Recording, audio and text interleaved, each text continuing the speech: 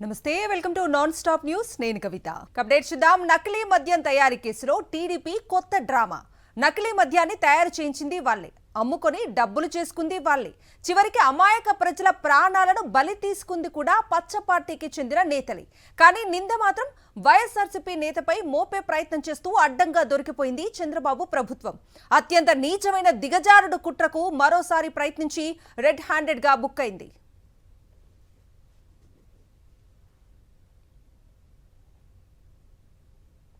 పోలీసుల అదుపులో ఉన్న A1 నిందితుడు జనార్దన్ రావు వీడియో రికార్డు చేయించి బయటకు వదిలింది టీడీపీ అరెస్ట్ అయినప్పుడు ఉన్న దుస్తులతోనే వీడియో రికార్డు చేయించి అడ్డంగా దొరికిపోయింది నకిలీ మద్యం తయారీ కేసులో తమ పార్టీ నేతల లింకులు బయటపడుతుండటంతో జనార్దన్ రావుతో టీడీపీ పెద్దలు రాసిన స్క్రిప్ట్ నే బలవంతంగా చదివించి కేసును మాజీ మంత్రి జోగి రమేష్ వైపు డైవర్షన్ చేశారు జోగి రమేష్ చెబితేనే చేశానంటూ జనార్దన్ రావుతో బలవంతంగా చెప్పించి స్టేట్మెంట్ రికార్డు చేశారు పోలీసుల అదుపులో ఉన్నప్పుడు మొదట తన ఫోన్ పోయిందని చెప్పిన జనార్దన్ రావు ఇప్పుడు మళ్ళీ అదే డ్రెస్ లో ఉండగానే ఫోన్ లో వీడియో తీయించి రిలీజ్ చేయడం చూస్తే ఏ స్థాయిలో దిగజారి కుట్ర చేశారో ఇట్టే అర్థమవుతోంది నకిలీ మద్యం తయారీ కేసులో టీడీపీ నేతలను కాపాడుకునేందుకు అత్యంత నీచమైన కుట్రలు చేస్తున్నారు ప్రభుత్వ పెద్దలు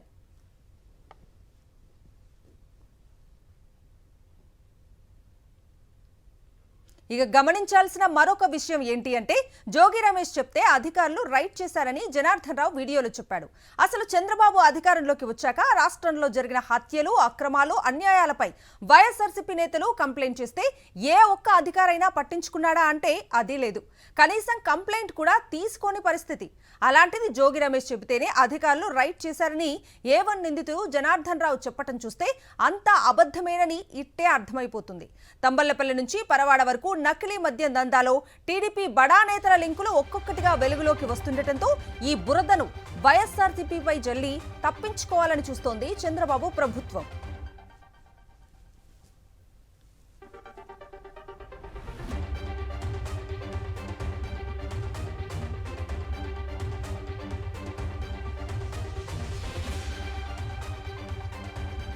సీఎం చంద్రబాబు లోకేష్ కు మాజీ మంత్రి జోగి రమేష్ సవాల్ విసిరారు నకిలీ మద్యం తయారీ కేసుపై తిరుమల వెంకన్న సన్నిధిలో ప్రమాణం చేసేందుకు సిద్ధమా అని సవాల్ చేశారు తాను ఎలాంటి తప్పు చేయలేదని ప్రమాణం చేస్తానన్నారు జోగి రమేష్ నకిలీ మద్యం కేసుతో తనకు సంబంధం లేదని జనార్దన్ రావుతో వీడియో రిలీజ్ చేయించి కావాలనే తన పేరు చెప్పించారని మండిపడ్డారు తాను తప్పు చేసి ఉంటే రిమాండ్ రిపోర్ట్లో తన పేరు ఎందుకు లేదని ప్రశ్నించారు ఆయన నేను నమ్ముకున్న నా కుటుంబం సాక్షిగా నా భార్య బిడ్డల సాక్షిగా నా వర్గాలు అభిమానించి నా బలహీన వర్గాల సాక్షిగా నా రక్త సంబంధికులైన నా గౌడ జాతి అన్నదమ్ముల అక్క చెల్లెమ్మల సాక్షిగా నేను అడుగులో అడుగు వేసి నడిచిన నా వంగవీటి మోహన రంగా గారి అభిమానుల సాక్షిగా రాష్ట్ర ప్రజలకు చెప్తా ఉన్నాను ఈ కేసులో గన నేను చంద్రబాబు నాయుడు ఆరోపించినట్టుగా నేను దీనిలో ఇన్వాల్వ్ అయి ఉంటే ఏ శిక్షకైనా సిద్ధంగా ఉన్నానని చెప్పేసి మీ ద్వారా తెలియజేస్తా ఉన్నా నకిలీ మద్యం కేసును సిబిఐకి ఎందుకు అప్పగించడం లేదని కూటమి ప్రభుత్వాన్ని నిలదీశారు జోగి రమేష్ సిట్కో కథ స్క్రీన్ ప్లే డైరెక్షన్ అంతా చంద్రబాబుదేనని వీళ్ళ తప్పులను ఎండగడుతున్నందుకే తనను ఇరికించారని కుట్ర చేశారని ఫైర్ అయ్యారు అన్యాయం జరిగినప్పుడల్లా ప్రశ్నిస్తూనే ఉంటామన్నారు జోగి రమేష్ తన భార్య బిడ్డల సాక్షిగా ఎలాంటి తప్పు చేయలేదని ఒకవేళ తనకు సంబంధం ఉందని నిరూపిస్తే ఎలాంటి శిక్షకైనా సిద్ధమన్నారాయన లైట్ డిటెక్టర్ పరీక్షకు తాను సిద్ధమని చంద్రబాబు లోకేష్ సిద్ధమా అని సవాల్ విసిరారు నువ్వు మీ భార్యకి చెప్పు ఆ అమ్మకు చెప్పు లోకేష్ మీ ఆవిడ బ్రాహ్మణికి చెప్పు జోగి రమేష్ ఈ విధంగా చేశాడు అని చెప్పిన తర్వాత సిట్ అధికారులు నువ్వెవడో సిట్ అధికారులు వేసావు కదా వాళ్ళని పిలిపించి డైరెక్ట్గా చంద్రబాబు నాయుడు గారి భార్య కానీ లోకేష్ కానీ వాళ్ళతో మాట్లాడమను మాట్లాడిన తర్వాత చంద్రబాబు నాయుడు గారి భార్య కానీ లోకేష్ భార్య కానీ ఒకటే చెప్తుంది అరే బుద్ధి తక్కువ వాళ్ళరా 45 సంవత్సరాల పాటు మీకు రాజకీయాల అనుభవం ఉందని చెప్తా ఉన్నాడు చంద్రబాబు నాయుడు మనకి కుటుంబం ఉంది జోగి రమేష్కి కుటుంబం ఉంది వాళ్ళ పిల్లోడిని అన్యాయంగా ఆల్రెడీ ఒక కేసులో ఇరికించేశావు, రెండో కేసులో రాజకీయాల్లో రాజకీయంగా చూసుకోవాలి, కానీ ఇటువంటి పనికి మాలిన కేసులు ఎట్లా పెడతావు చంద్రబాబు నాయుడు అని చెప్పేసి వాళ్ళ భార్య అడుగుతో లేదో మీడియా మిత్రులు ఒకసారి అడగమని చెప్తా ఉన్నాం. చంద్రబాబు నాయుడు, నేను నా భార్య బిడ్డలతో వస్తా చంద్రబాబు నాయుడు, నువ్వు నీ దైవం వెంకటేశ్వర స్వామి సన్నిధిలో, తిరుపతి వెంకన్న సన్నిధిలో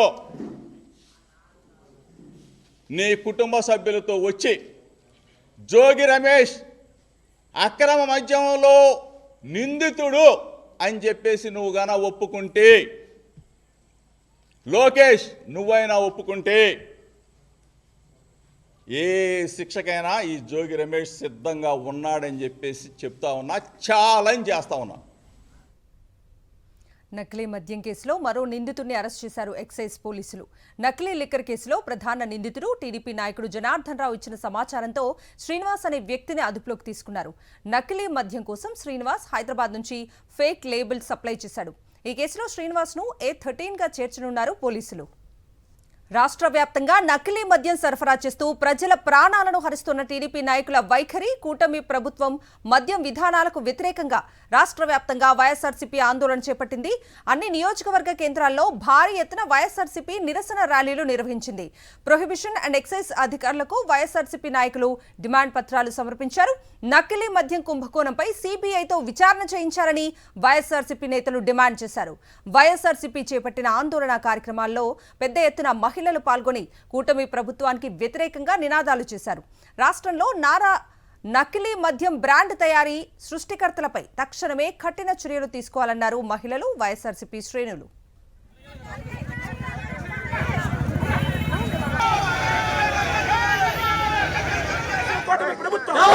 ప్రజల ప్రాణాలు తీస్తున్న కూటమి ప్రభుత్వం, ప్రజల ప్రాణాలు తీస్తున్న కూటమి ప్రభుత్వం, వర్ధిల్లాలి వైఎస్ఆర్ కాంగ్రెస్ పార్టీ, వర్ధిల్లాలి వైఎస్ఆర్ కాంగ్రెస్ పార్టీ, వర్ధిల్లాలి జగన్మోహన్ రెడ్డి గారి నాయకత్వం, వర్ధిల్లాలి వెల్లంపల్లి శ్రీనివాస్ గారి నాయకత్వం. డౌన్ చంద్రబాబు, చంద్రబాబు, పవన్ కళ్యాణ్, పవన్ కళ్యాణ్, పవన్ కళ్యాణ్, కల్తీ మద్యాన్ని ప్రమోట్ చేస్తున్న పవన్ కళ్యాణ్, కల్తీ మద్యాన్ని ప్రమోట్ చేస్తున్న పవన్ కళ్యాణ్. తెలుగుదేశం పార్టీకి చెందినటువంటి నాయకులు గడిచినటువంటి ఎన్నికల్లో ఆ పార్టీ తరఫున పోటీ చేసినటువంటి పెద్దలు ఇందులో సూత్రధారులుగా ఉన్నారు. పెద్ద ఎత్తున కుటీర పరిశ్రమల్లాగా ఎక్కడికక్కడ గతంలో చూసాం. స్థానికంగా ఉమ్మడి విశాఖపట్నం జిల్లాలో పరవాడ ప్రాంతంలో కానీ, లేదా పాలకొల్లులో కానీ, లేదా తంబాలపల్లిలో కానీ రాష్ట్ర వ్యాప్తంగా ఎక్కడికక్కడ చిన్న చిన్న పరిశ్రమల్ని ఏర్పాటు చేసి ఈరోజు కల్తీ మద్యాన్ని అమ్మేటువంటి పరిస్థితుల్లో మనం చూస్తూ ఉన్నాం. వారు ప్రభుత్వంలో రావడమే దీన్ని ప్రైవేట్ పరం చేశారు. ఈ కల్తీ మద్యాన్ని ఒక పెద్ద పరిశ్రమలాగా నడుపుతా ఉన్నారు. డబ్బులిచ్చి పాముతో కరిపించుకున్నట్లు కూటమి పాలన ఉందన్నారు వైఎస్ఆర్సీపీ అధికార ప్రతినిధి, మాజీ ఎమ్మెల్యే రాచమల్లు శివప్రసాద్ రెడ్డి. ములకల చెరువులో నకిలీ మద్యం కుటీర పరిశ్రమని స్థాపించి రాష్ట్రం మొత్తం సరఫరా చేశారన్నారు. రాక్షస హృదయంతో పాలన చేస్తున్న చంద్రబాబు ప్రభుత్వానికి మహిళల తాలిబొట్లపై గౌరవం లేదన్నారు. పేద మధ్యతరగతి ప్రజలే టార్గెట్గా నకిలీ మద్యం తయారు చేస్తున్నారని మండిపడ్డారు. సీబీఐ విచారణ చేయించామని డిమాండ్ చేస్తుంటే చంద్రబాబు చేతిలో ఉండే అధికారులతో సిట్ ఏర్పాటు చేశారన్నారు రాచమల్లు శివప్రసాద్ రెడ్డి. ఎన్ బ్రాండ్స్, చంద్రబాబు నాయుడు గారి బ్రాండ్స్ ఈ కొనుక్కుంటే 130 రూపాయలు డబ్బులు పెట్టి ఒక క్వార్టర్ మందు కొనుక్కుంటే తేలుతో గుడ్డించుకునే పరిస్థితి కంటే దారుణంగా ఉంది. పాముతో గుడ్డించుకున్నట్టు ఉంది విషమే. అయ్యా, నకిలీ మద్యాన్ని ఆపండి. దుర్మార్గము, అసహ్యం కలుగుతుంది. నాకు కూడా ఒక ప్రజాప్రతినిధిగా చెప్పాలంటే ఒక మాట, జనరల్గా మేము చెప్తే ఏ మాట చెప్పాలా? మద్యాన్ని ఆపండి అని చెప్పాలా? మా దరిద్రం, మా కర్మ, మద్యాన్ని ఆపండి అని చెప్పే పరిస్థితి పోయి ఈ విషాన్ని ఆపండి, ఈ నకిలీ మద్యాన్ని ఆపండి, మా చెల్లెల యొక్క తాలిబొట్లు కాపాడండి, ఆ కుటుంబాలను విచ్ఛిన్నం కాకుండా కాపాడండి అని చెప్పి మొర్రబెట్టుకుండే దుస్థితి ఈ ఎన్ బ్రాండ్స్ వల్ల చంద్రబాబు నాయుడు ప్రభుత్వంలో మాకు దాపరించింది రాజకీయ పార్టీలకు. ఏపీలో ఎక్కడ చూసినా నకిలీ మద్యం ఏరులై పారుతోందన్నారు మాజీ మంత్రి మేరుగు నాగార్జున. ప్రజల ప్రాణాలతో కూటమి ప్రభుత్వం చెలగాటమాడుతోందని మండిపడ్డారు. ప్రకాశం జిల్లా చీమకుర్తిలో వైఎస్ఆర్సీపీ ఆధ్వర్యంలో నకిలీ మద్యానికి వ్యతిరేకంగా నిరసన తెలియజేశారు. కూటమి ప్రభుత్వానికి వ్యతిరేకంగా నినాదాలు చేశారు. నకిలీ మద్యంపై సీబీఐ విచారణ జరపాలని డిమాండ్ చేశారు. నకిలీ మద్యం తయారు చేస్తున్న వారిపై కఠిన చర్యలు తీసుకోవాలని కోరుతూ ఎక్సైజ్ అధికారులకు వినతి పత్రం అందజేశారు. తెలుగుదేశం పార్టీకి సంబంధించినటువంటి అనేక మంది నాయకులు ఈ కల్తీ మద్యం వ్యాపారంలో ఇన్వాల్వ్ అయి ఉన్నారు. వారి మీద ఈరోజు వరకు చర్య ఏమీ తీసుకోలేదు. ఈరోజు తెలుగుదేశం పార్టీ అధికారంలోకి వచ్చినాక కల్తీ మద్యాన్ని ఎక్కడ పడితే అక్కడ బెల్ట్ షాపుల్లో 2-3 బాటిళ్లకు ఒక బాటిల్ కల్తీ మద్యమాన్ని అమ్ముతూ ఉన్నారు. దానివల్ల అనేక మంది ప్రాణాలు కోల్పోతా ఉన్న పరిస్థితి చూస్తా ఉన్నాం. శ్రీకాళహస్తి జనసేన నేత కోట వినూత సెల్ఫీ వీడియో విడుదల చేశారు. తన డ్రైవర్ రాయుడు హత్యలో తమ ప్రమేయం లేదన్నారు కోట వినూత. తానెప్పుడూ తప్పు చేయలేదని, త్వరలో అన్ని ఆధారాలతో మీడియా ముందుకు వస్తామన్నారు. రాజకీయాల్లోకి వచ్చింది ప్రజలకు సేవ చేయడానికి కానీ మనుషుల ప్రాణాలను తీయడానికైతే కాదు. అలాంటి మనస్తత్వం మాది కాదు. ఈ కేసులో మాకు ఎలాంటి సంబంధం లేదని గౌరవ కోర్టులో మేము నిరూపించుకొని క్లీన్ చీట్ తో తప్పకుండా ఈ కేసు నుండి బయటకు వస్తాం. త్వరలో నా పైన జరిగిన కుట్రకు సంబంధించిన వీడియోలతో ఆధారాలతో మీడియా ముందుకు వస్తానని తెలియజేస్తున్నాను. న్యాయం ఎప్పటికైనా గెలుస్తుంది.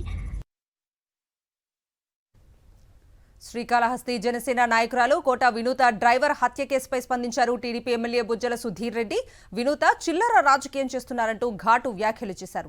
ఆమె ఆరోపణల వెనుక రాజకీయ కుట్ర ఉందని, దీనిపై లోతుగా విచారణ జరపాలన్నారు. రాయుడిని బెదిరించి వీడియోను రికార్డ్ చేయించారా లేక అది ఫేక్ వీడియోనా అనే కోణంలో పోలీసులు విచారణ జరపాలన్నారు.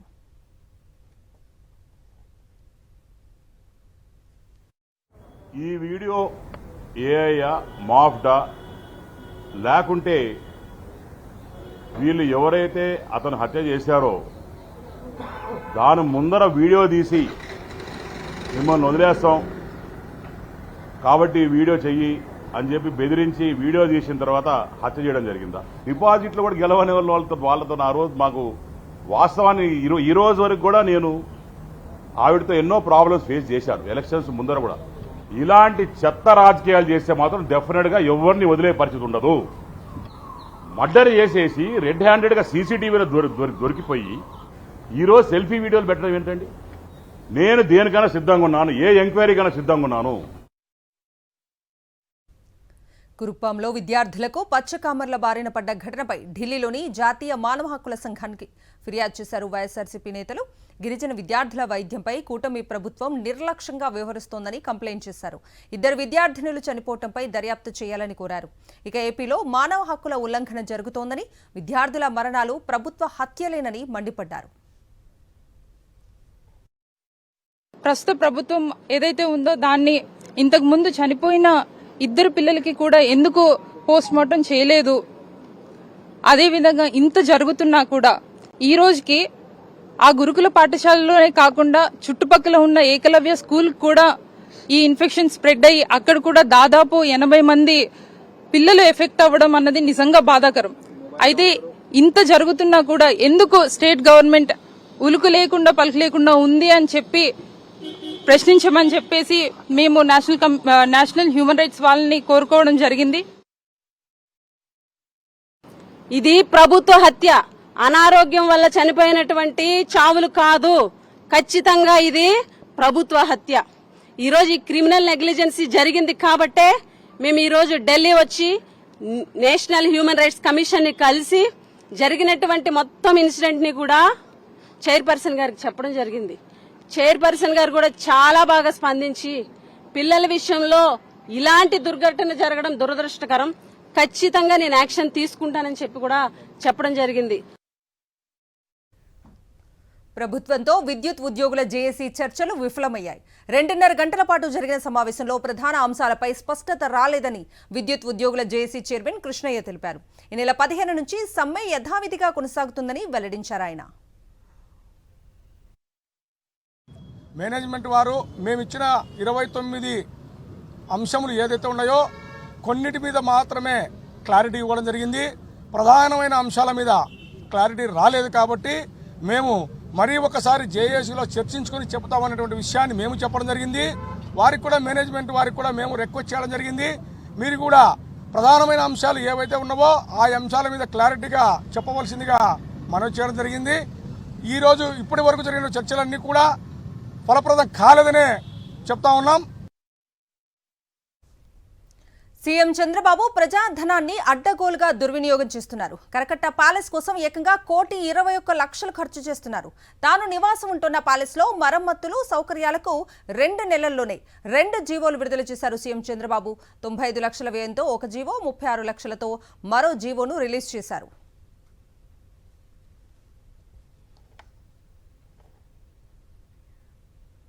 మద్యం అక్రమ కేసులో చెవిరెడ్డి భాస్కర్ రెడ్డిని అధికారులు విజయవాడ కోర్టులో హాజరుపరిచారు. విచారణను ఈ నెల 16కు వాయిదా వేసింది. చెవిరెడ్డి భాస్కర్ రెడ్డి రిమాండ్ను కూడా 16వ తేదీకి పొడిగించింది. అలాగే ఈ కేసులో చెవిరెడ్డితో పాటు రాజ్ రెడ్డి, సజ్జల శ్రీధర్ రెడ్డి, వెంకటేష్ నాయుడు, చాణక్యుల బెయిల్ పిటిషన్పై కూడా అదే రోజు వాదనలు వింటామంది ఏసీబీ కోర్టు. ఇక చెవిరెడ్డి భాస్కర్ రెడ్డి కోర్టుకు వెళ్లే సమయంలో పెద్ద ఎత్తున ఆయన అభిమానులు తరలివచ్చారు. కూటమి ప్రభుత్వ అక్రమ కేసుకు భయపడేది లేదని, న్యాయం గెలుస్తుందన్నారు. పలు సంక్షేమ విభాగాల ఉన్నతాధికారులతో సమీక్షా సమావేశం నిర్వహించారు సీఎం రేవంత్ రెడ్డి. రాష్ట్రంలోని సంక్షేమ హాస్టళ్లపై ప్రత్యేక దృష్టి పెట్టాలని అధికారులను ఆదేశించారు. పూర్తి స్థాయి డేటాతో సంక్షేమ హాస్టళ్ల వ్యవస్థలో అకౌంటబిలిటీ ఉండేలా చర్యలు తీసుకోవాలన్నారు. హాస్టళ్లలో విద్యార్థులు, టీచింగ్, నాన్ టీచింగ్ సిబ్బందిని పూర్తిగా ఫేస్ రికగ్నిషన్ సిస్టమ్ పరిధిలోకి తీసుకురావాలని సూచించారు. విద్యార్థులకు సరైన పోషకాలతో కూడిన పౌష్టిక ఆహారం అందేలా చర్యలు తీసుకోవాలన్నారు. విద్యార్థుల ఆరోగ్యంపై ప్రత్యేక దృష్టి పెట్టాలన్నారు సీఎం రేవంత్. ఈ నెల 16న తెలంగాణ మంత్రివర్గం సమావేశం జరగనుంది. సీఎం రేవంత్ రెడ్డి అధ్యక్షతన సచివాలయంలో కేబినెట్ భేటీ నిర్వహించనున్నారు. బీసీ రిజర్వేషన్లు, భూమి విలువల సవరింపు, కాళేశ్వరం పునరుద్ధరణపై చర్చించనున్నట్లుగా సమాచారం. అలాగే పలు అంశాలకు ఆమోదం తెలపనుంది రేవంత్ కేబినెట్. జూబ్లీహిల్స్ ఉప ఎన్నికలకు తొలి రోజు నామినేషన్ల ప్రక్రియ పూర్తయింది. మొదటి రోజు 10 నామినేషన్లు దాఖలయ్యాయి. రిజిస్టర్డ్ పార్టీల నుంచి 2, 8 మంది స్వతంత్ర అభ్యర్థులు నామినేషన్లు వేశారు. తెలంగాణ పునర్నిర్మాణ సమితి తరఫున పూసా శ్రీనివాస్, నవతరం పార్టీ నుంచి అరవపల్లి శ్రీనివాసరావు నామినేషన్లు వేశారు. జూబ్లీహిల్స్ లో చోర్ ఓట్ జరుగుతోందంటూ ఆరోపించారు బీఆర్ఎస్ వర్కింగ్ ప్రెసిడెంట్ కేటీఆర్. దొంగ ఓట్లపై పార్టీ నేతలతో కలిసి ఎన్నికల కమిషన్ కు ఫిర్యాదు చేశారు. సుమారు 20,000 దొంగ ఓట్లను కాంగ్రెస్ నమోదు చేయించిందని ఆరోపించారు. ఒక్కో వ్యక్తికి 3-4 ఎన్నికల గుర్తింపు కార్డులు ఉన్నాయని, తమ దగ్గర సాక్ష్యాలు కూడా ఉన్నాయన్నారు కేటీఆర్. ఇక ఓటర్ లిస్ట్ అవకతవకలపై పూర్తి స్థాయిలో దర్యాప్తు చేయాలని డిమాండ్ చేశారు.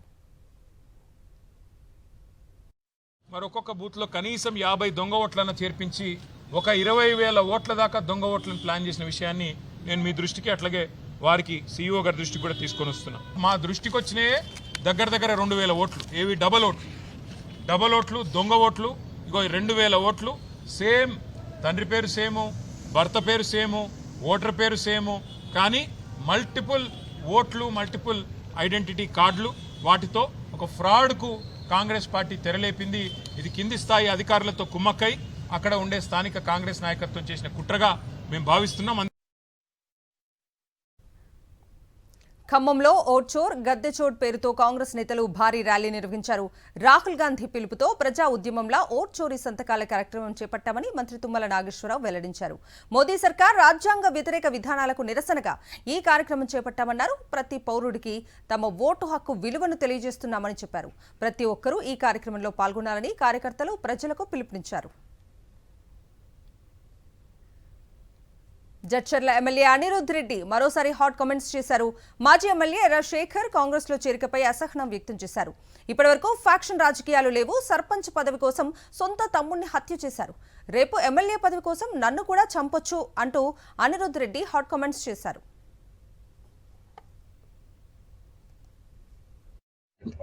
ఫ్యాక్షనిస్టులకి స్థానం లేదు, సొంత తమ్ముళ్ళని చంపిన వాళ్ళకి స్థానం లేదు.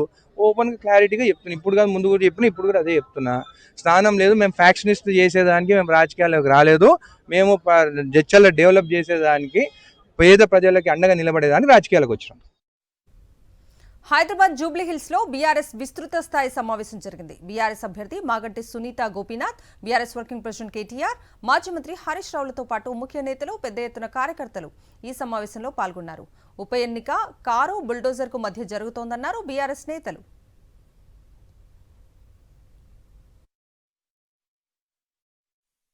ఎన్నికల ముందు 6 గ్యారెంటీలు అమలు చేస్తాం, 100 రోజుల్లో అమలు చేస్తాం అని బాండ్ పేపర్లు రాసిచ్చారు, ప్రామిసరీ నోట్లు రాసిచ్చారు.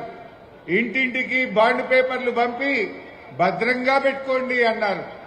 ఇప్పుడు 100 రోజులు కాదు 700 రోజులు అయిపోయింది. కానీ రేవంత్ రెడ్డి సపోర్ట్ చేస్తలేడు.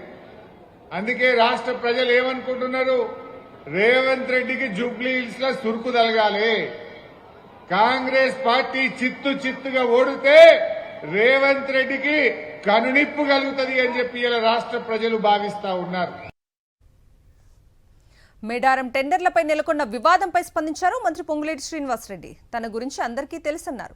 60-70 కోట్ల టెండర్ల కోసం తాపత్రయపడేవాడని కాదని స్పష్టం చేశారు. అందుకే కొద్ది రోజులుగా వస్తున్న వార్తలపై తాను స్పందించలేదని చెప్పారు. సీఎం రేవంత్ రెడ్డి ఆదేశాలను పాటిస్తానన్నారు పొంగులేటి శ్రీనివాసరెడ్డి. నా మీద ఏం ఫిర్యాదు ఎవరు చేసే అంత ఛాన్సే ఉండదు. ఇక్కడ ఈ మంత్రి గారు ఆ మంత్రికి ఒకరోజు నేను లేకుండా అక్కన 2 అక్కలు వస్తారు, ఒకరోజు ఆ అక్క వస్తుంది, కన్వీనియంట్ ఉంటే 3 అక్కలు వస్తాం, లక్ష్మణ్ వస్తాడు. ఇక్కడ ఏదైతే అభూత కల్పన ఉందో ఇది ఎవరు చేసిన దైవ కార్యక్రమం, ఈ ప్రభుత్వం యొక్క ఆలోచన, గౌరవ ముఖ్యమంత్రి గారి ఆలోచన, గిరిజనులు అభిమానించే ఈ దైవం కోసం చేసే కార్యక్రమం. ఇక్కడ దాన్ని ఏ రకంగా రాంగ్ రూటో సెకండ్ థింకింగో ఏమీ అవసరం లేదనేది మీడియా మిత్రులకి మనస్ఫూర్తిగా నేను తెలుపుతున్నాను.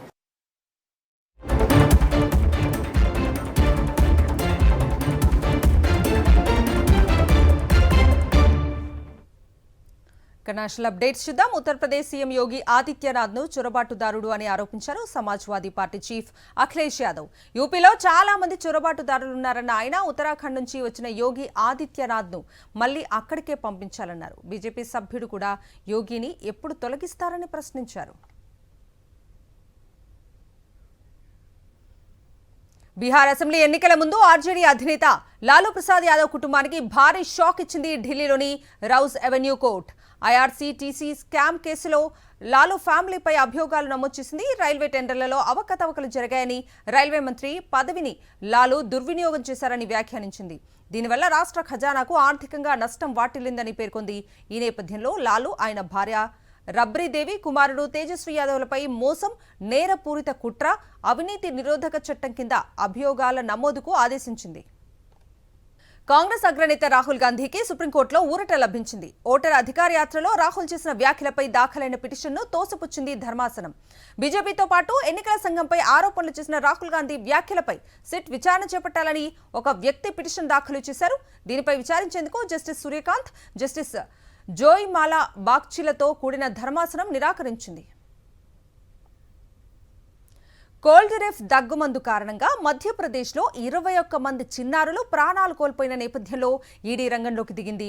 ఈ సిరప్ తయారు చేసిన శ్రేసన్ ఫార్మాపై ఎన్ఫోర్స్మెంట్ డైరెక్టరేట్ అధికారులు దాడులు నిర్వహించారు. శ్రేసన్ ఫార్మాతో సంబంధం ఉన్న చెన్నైలోని 7 ప్రదేశాలలో సోదాలు చేపట్టారు. అదే సమయంలో తమిళనాడు డ్రగ్ కంట్రోల్ డిపార్ట్మెంట్ ఉన్నతాధికారుల నివాసాల్లోనూ దాడులు జరిగాయి.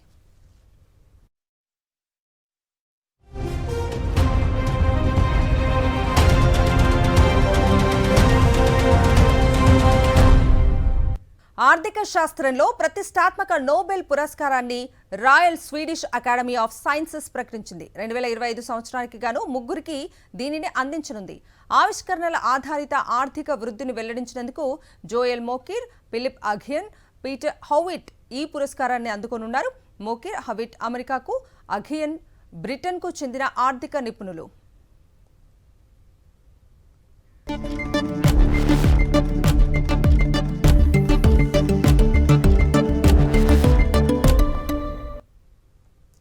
Coming to business updates. దేశీయ స్టాక్ మార్కెట్ సూచీలు నష్టాల్లో ముగిశాయి.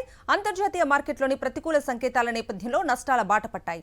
173 పాయింట్లు నష్టపోయిన సెన్సెక్స్ 82,327 వద్ద స్థిరపడింది. నిఫ్టీ 58 పాయింట్లు క్షీణించి 25,227 వద్ద ముగిసింది.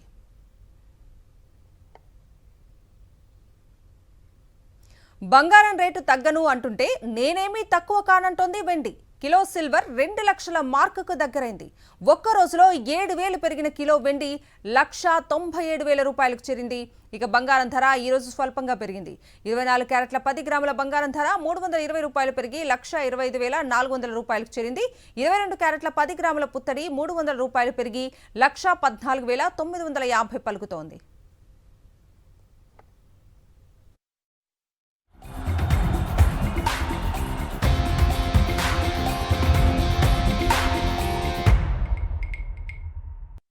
Coming to sports updates. సొంత గడ్డపై చెలరేగిపోతున్న భారత జట్టు సిరీస్ విజయానికి చేరువైంది. తొలి టెస్ట్లో ఇన్నింగ్స్ తేడాతో వెస్టిండీస్ను ఓడించిన టీమిండియా ఢిల్లీ టెస్ట్లోనూ ప్రత్యర్థిని హడలెత్తిస్తూ గెలుపు బాటలో పయనిస్తోంది. విండీస్ రెండవ ఇన్నింగ్స్లో పోరాడిన స్వల్ప లక్ష్యాన్ని మాత్రమే నిర్దేశించగలిగింది. 4వ రోజు ఆట ముగిసే సమయానికి 63 రన్స్ చేసింది టీమిండియా.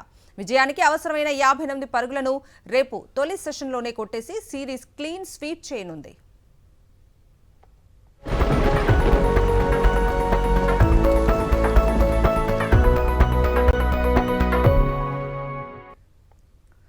వెదర్ అప్డేట్స్ చూద్దాం. ఏపీపై ఉపరితల ఆవర్తనం కొనసాగుతోంది. దక్షిణ కోస్తాకు భారీ నుంచి అతి భారీ వర్షాలు ఉంటాయని వాతావరణ శాఖ తెలిపింది.